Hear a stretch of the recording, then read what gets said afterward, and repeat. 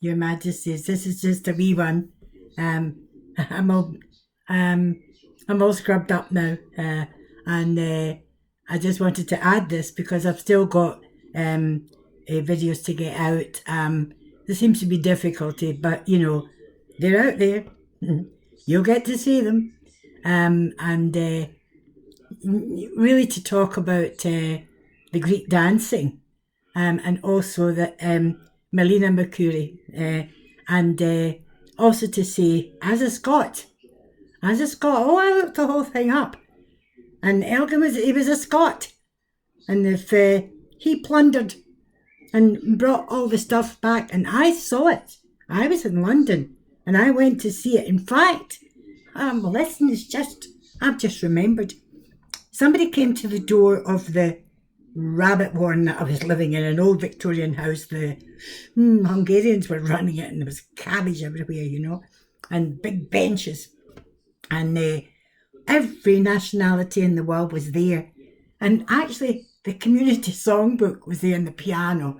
But you couldn't get in there for anything, and there was people coming down. Actually, here we are again. I was the ma'am, and they were all civil servants. And unless they came down to London and studied and then went back again, they all had girlfriends, But I got out of there and I got myself a nice place. And I used to do the washing for them. And go to the laundry, nothing but, men's underwear, And they actually, and then I would cook a meal for them that was steak and onions, etc. But they took me to the movies, or we went to the park, went to Hampstead Heath, and I have some pictures, But anyway, in order to get the place, and there were a couple from Scotland there. One of them was from Glasgow and one from Edinburgh. The one from Glasgow, oh crikey! Places, breakfast in the morning, and he comes in and he sits down and then he shouts, "Hun, right, salt." That's how he spoke to everybody. The other one from Edinburgh, he let off gas all the time. Incredible stuff, It's not that I don't identify with the one that's saying "hun," etc. That's the way we speak up here, that's it. And anyway, oh crikey, imagine all this stuff coming back. Anyway, we used to go in and play the piano, so that was a community there.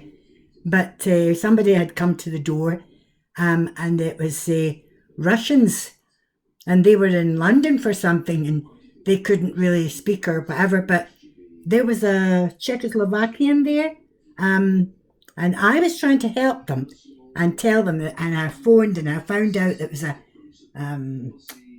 place down in Golders Green, the YMCA, they could go to, and I phoned and I booked them in there, and I put the pennies in for the phone, etc. And they were, absolutely thanking me.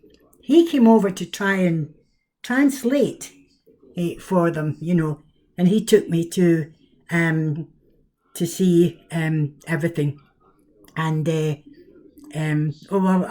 I'm not going to digress with telling you anything else, except I did see the Elgin marbles, and as I say, I did check everything out, and that's why, as I say,